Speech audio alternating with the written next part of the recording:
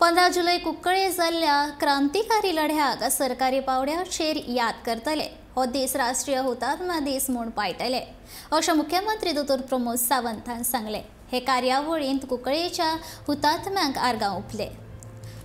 जुलमी पुर्तुगीज राजवटीच्या विरोधांत कुंकळे पयलो उठाव जाल्ल्याचे मुख्यमंत्र्यांनी ह्या वेळार सांगले। वेगवेगळ्या क्षेत्रांत गोंयची उदरगत केल्ल्या आदल्या 12 मुख्यमंत्र्यांचो ह्या वेळार भोवमान केलो। तशेंच शिक्षणीक क्षेत्रांत मोलादीक वावर केल्ल्या 3 शिक्षणीक संस्था सयत कांय कंपन्यांचोय भोवमान केलो। येता त्या घटक राज्य दिसा गोंयच्या उदरगती खातीर वावर करपी दरेका संस्थांचो भोवमान करतले अशें मुख्यमंत्र्यांनी सांगले।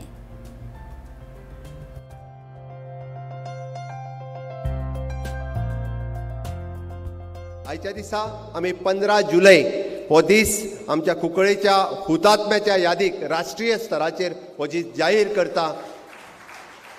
आणि दर वर्सा 15 जुलैक राज्याचो प्रतिनिधी आयदर मुख्यमंत्री आसतलो किंवा मंत्री आसतलो किंवा कोण तरी एकटो वचून 15 जुलैक नॅशनल वॉर फॉर मेमोरियल हांगासर आदरांजली दितले। आणि निश्चितच गोंयकारांक स्वाभिमानाचो हो दीस म्हणजे आमी कुंकळेच्या हुतात्म्याक राष्ट्रीय स्तराचेर व्हरपा खातीर पुराय भारत देशात खरें म्हणजे ह्या 15 जुलै ह्या दिसाक खूब महत्व आसा। तर आमी आज 35 सणांचे फेलिसिटेशन केले। तितूर 12 गोंय राज्याचे आदले मुख्यमंत्री ज्यांच्यांनी गोंय घटक राज्य हे घटक राज्याक सांबाळटा आसतना उदरगतीत वांटो घेता आसतना तांचें योगदान हे खूब मोठें आशिल्लें। आमी अशा पद्दतीच्यो ज्यो कंपनीज ज्यांच्यांनी गोंय मुक्त जावच्या पयलीं पासून ज्यो काही संस्था आसतल्यो म्हणजे जवळपास आमी आज 3 शैक्षणीक संस्थांचो सत्कार करता आसतना म्हणजे पुर्तुगीज काळात तांच्यांनी मराठी शिक्षण सुरवात केलें आणि ताज्या उपरांत गोंयच्या जवळपास ताका 110-120 वर्सां पुराय जाली जे शैक्षणीक मळाचेर काम करतात।